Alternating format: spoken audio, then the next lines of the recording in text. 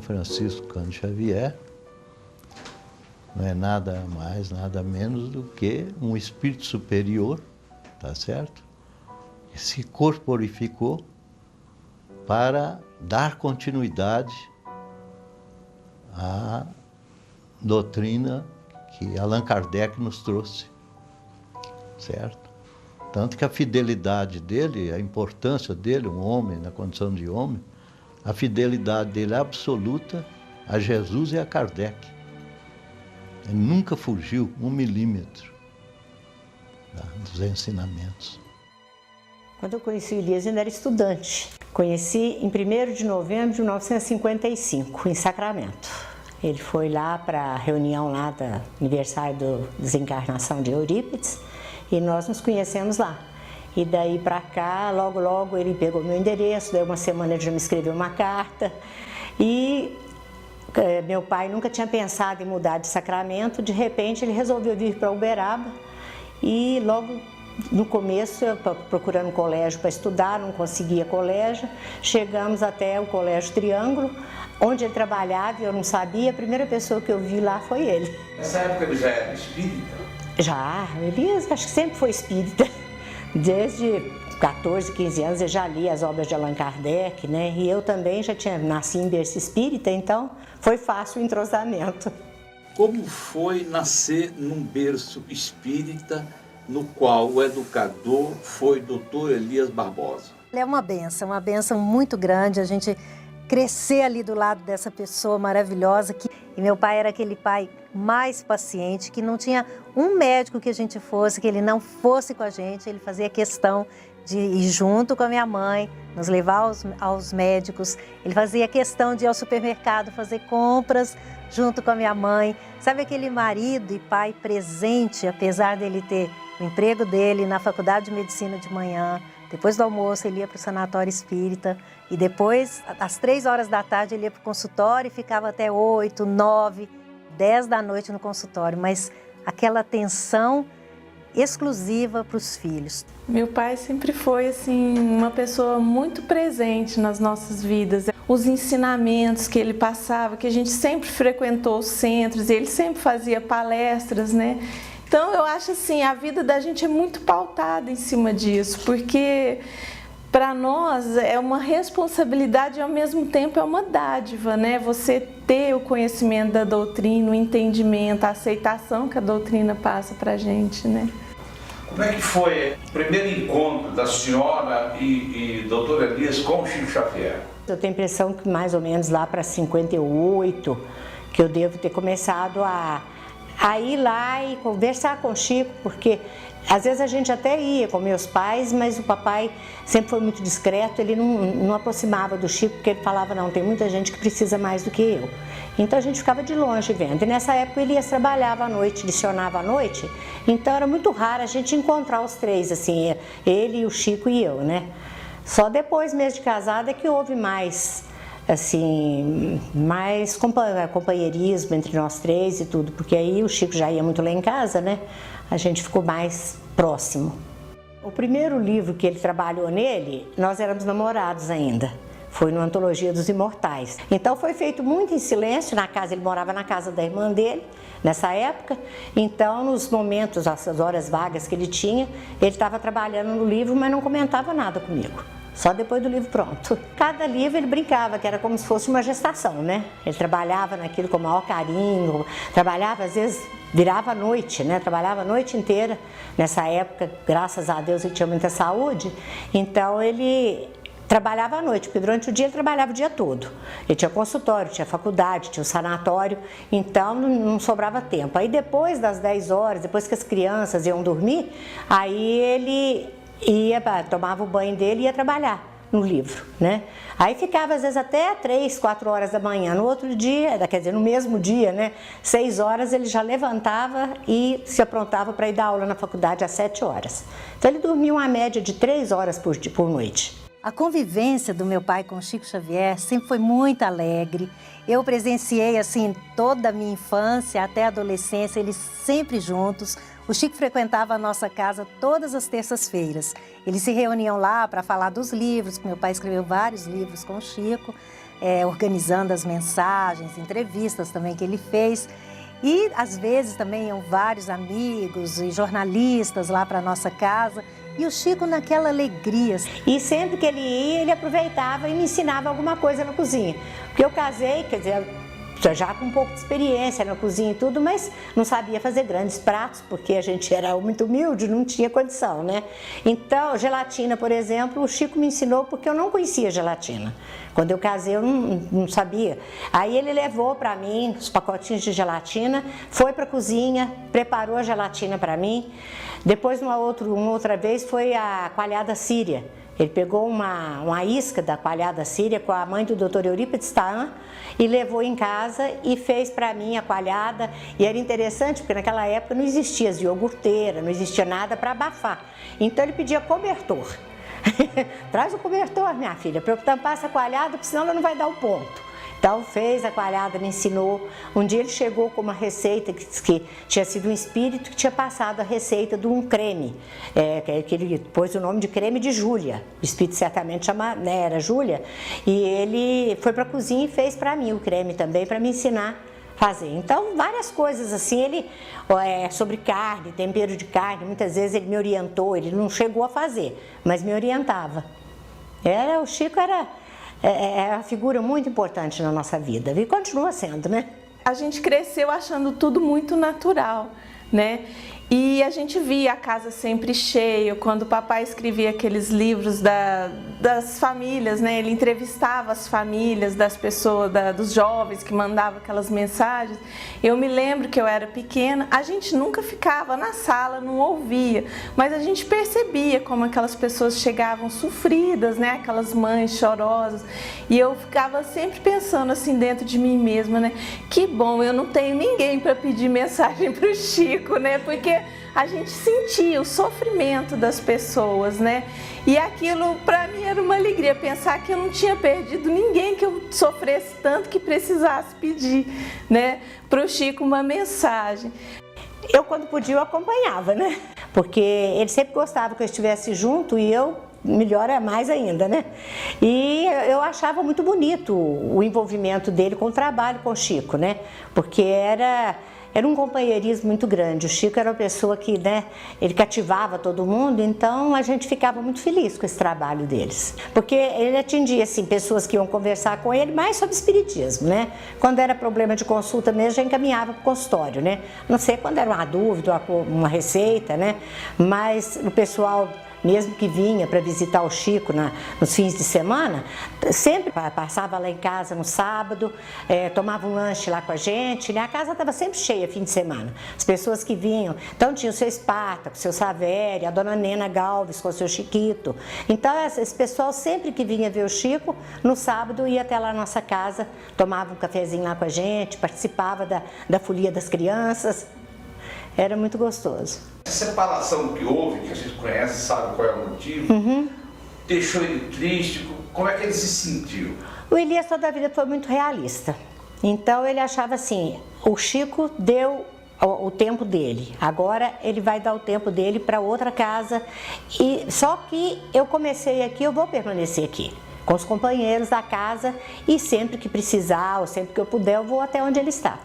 Na época ele tinha até a chave da casa do Chico, de vez em quando ele ia lá pela manhã, conversava com ele, mas o Elias não era de ficar sofrendo muito com as coisas, ele se sofria não falava.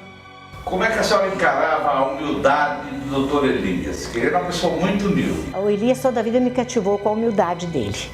Ele sempre foi uma pessoa muito discreta, muito simples, quer dizer, ele nunca reclamava de nada. Tudo para ele estava bom, tudo que eu fazia, por exemplo, de comida, de alimentação, ele sempre elogiava, ele nunca punha defeito, ele nunca chegou a falar para mim, essa comida está salgada, essa comida está sem sal, nunca. Uma pessoa assim que, desde a nossa infância, imagine, 5 filhos, e ele sempre ali naquele carinho, naquele cuidado. É uma lembrança tão maravilhosa, porque a gente acabava de almoçar e uns 5 filhos para a escola.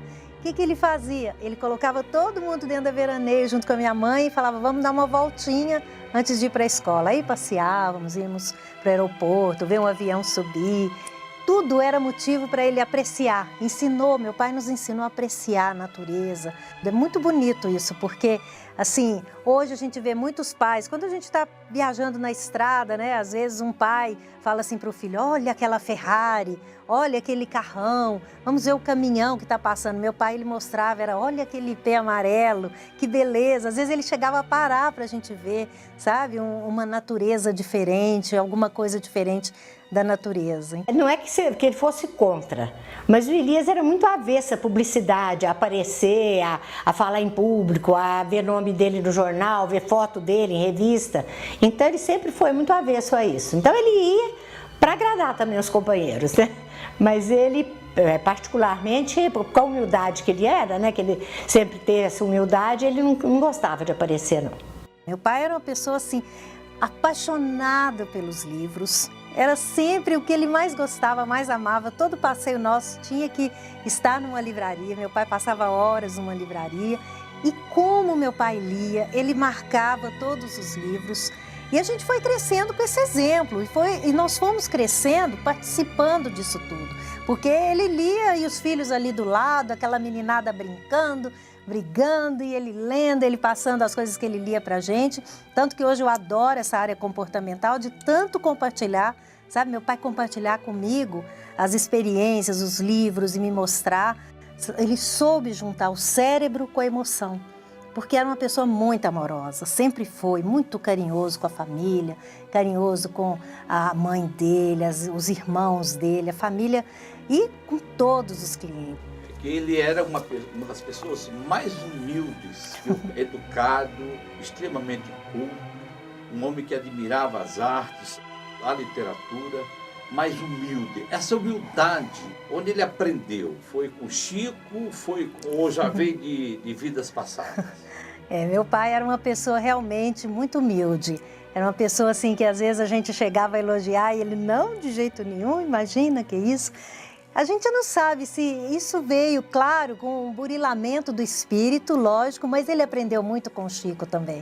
O Chico era um grande exemplo de humildade e ele falava isso. Olha, lembra do que o Chico falava. E ele falava sempre pra gente, olha, cuidado com a vaidade, com a tola vaidade. Então, ele sempre lembrava isso pra gente. Era uma pessoa realmente com esse potencial imenso de amor e de intelecto, mas uma pessoa humilde, que sabia, sabe, assim, tanto que qualquer pessoa de qualquer classe social sempre se encantava por ele, né? Se encantava, tinha coragem de chegar nele, de falar um problema, de falar outra coisa, por causa dessa humildade. Ele nunca se colocou como melhor do que ninguém. E tudo que meu pai falava, ele dava um exemplo do Chico, porque o Chicão falou isso, porque o mestre Chico falou aquilo.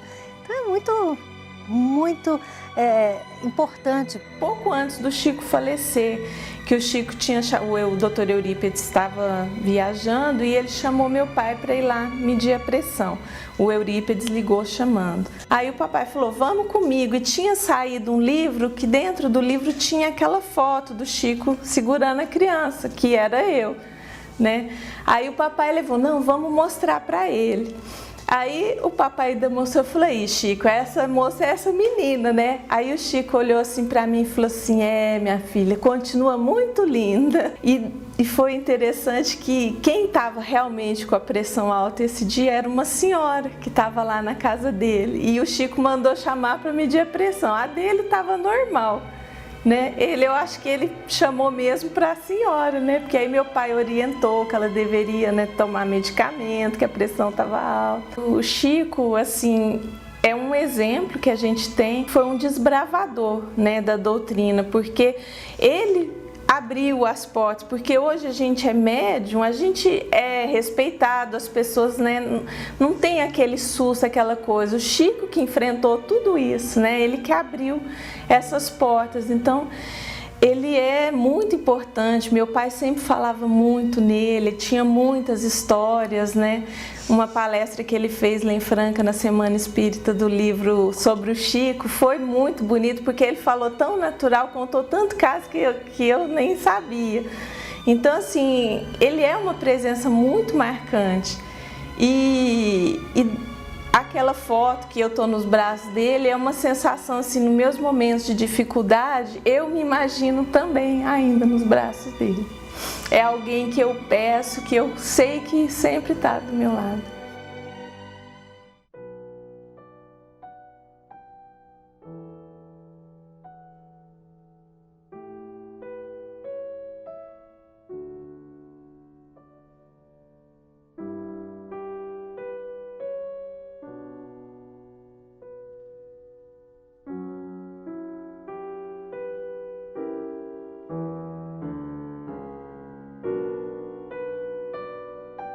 Senhoras e senhores telespectadores, as câmeras da sua televisão Tupi estão, nesse instante, instaladas na Comunhão Espírita Cristã, no exato momento que o Dr. Elias Barbosa, escritor, poeta e professor da Faculdade de Medicina do Triângulo Mineiro, e ainda diretor nesta entidade da Exposição Espírita Permanente, se dirige a todos os presentes.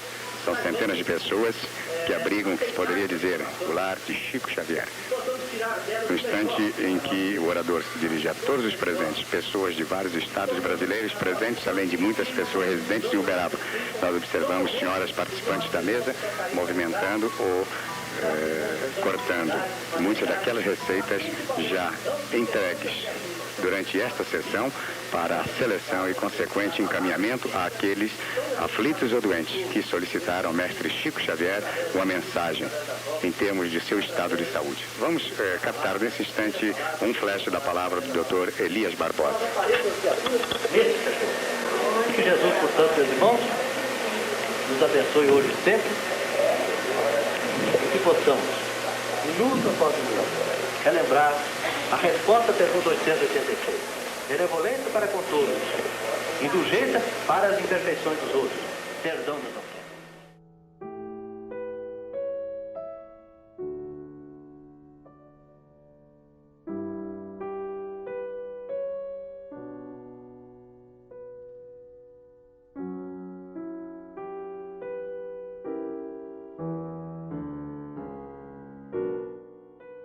Inclusive, eu tomei a liberdade de fazer eletroencefalograma com o Chico Xavier na década de 60 por causa disso.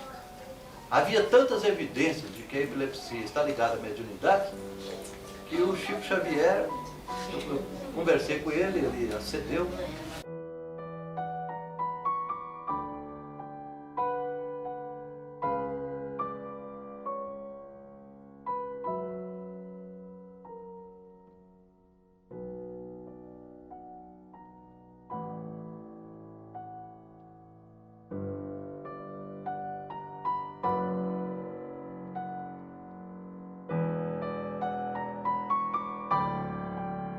Chico Xavier, respondendo, que precisamos guardar calma e paciência perante quaisquer enfermidades que sejamos acometidos. Então vejam bem, meus irmãos, olha o que o Chicão fala assim, calma e paciência. Aliás, o Emmanuel que fala, calma e paciência. Surgiu uma enfermidade, calma e paciência.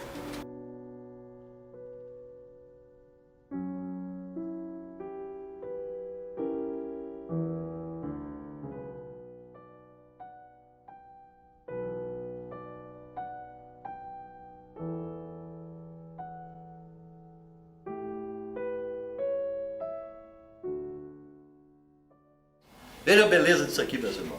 O sofrimento é criação nossa. O sofrimento não é criação de Deus, não, é nossa. Nós é que complicamos a nossa vida e criamos o sofrimento.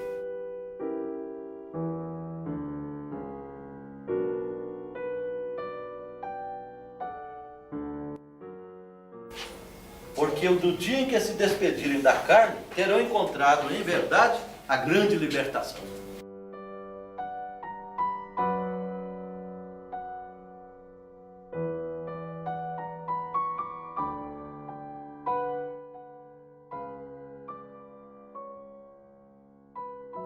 Então, esse obstáculo e a dor são muito importantes para nós, para a nossa libertação espiritual. É interessante, o Emmanuel é realmente um espírito admirável. Se a gente prestar atenção, ele fala com clareza.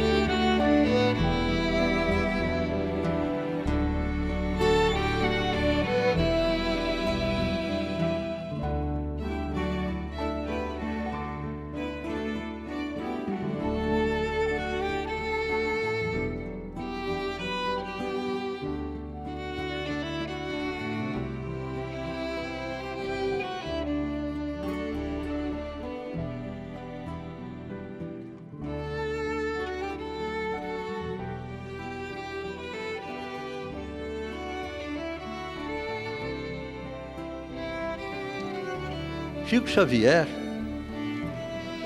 de 1956 a 1959, 58 principalmente, ele ia a Monte Carmelo, que é a minha terra natal, ele, o Valdo Vieira e outros amigos, no período das férias escolares.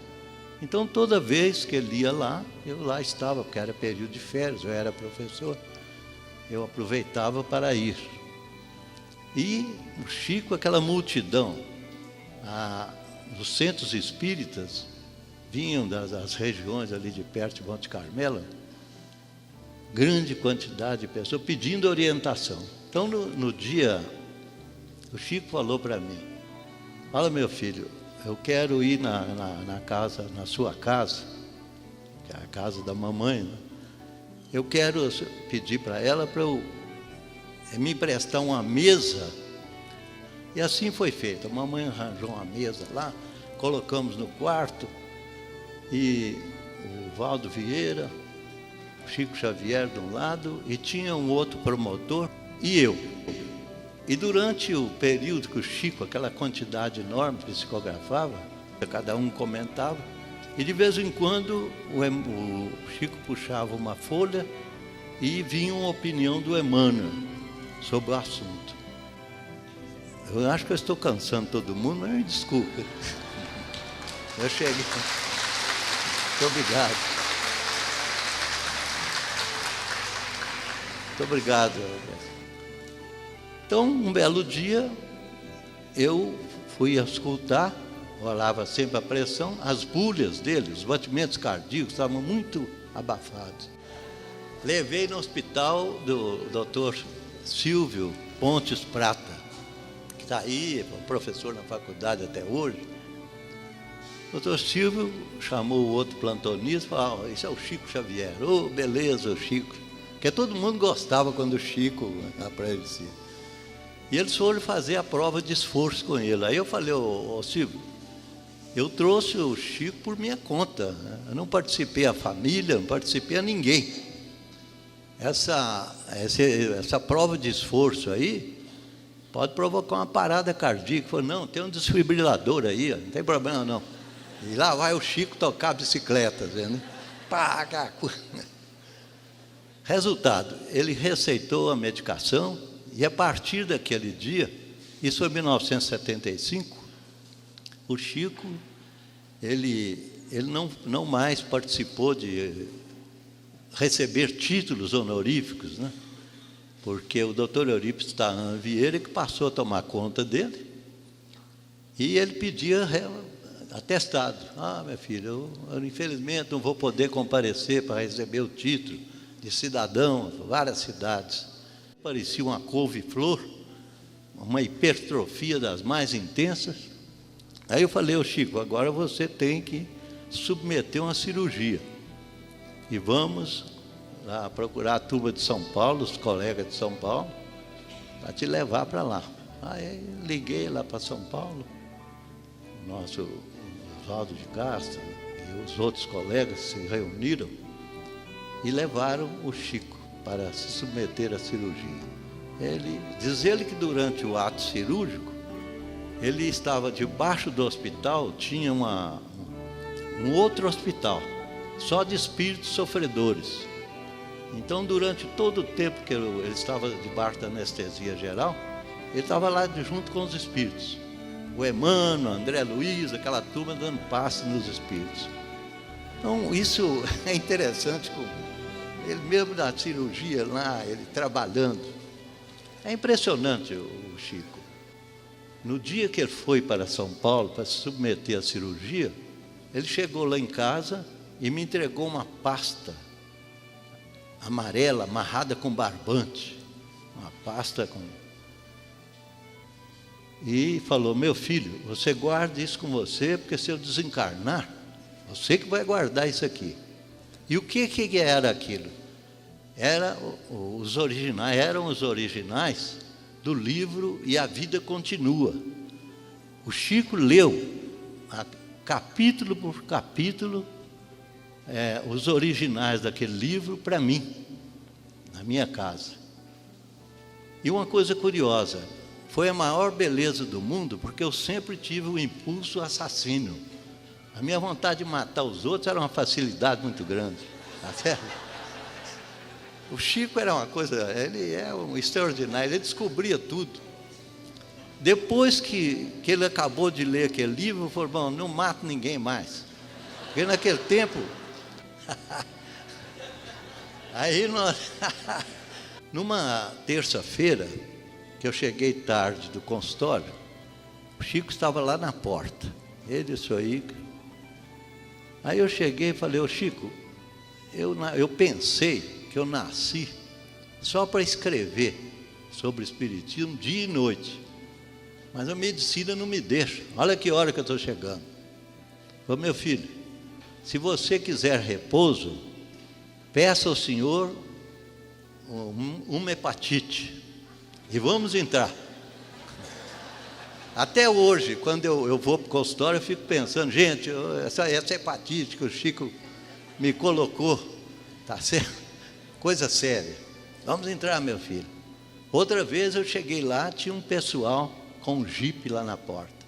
Aí o Chico falou, meu filho, eu pedi a turma para te esperar aqui, porque esse homem que está aqui, você lembra que eu contei para você que na Fazenda Modelo, uma vez uma cobra deu um bote na mão do fulano, e a cobra morreu?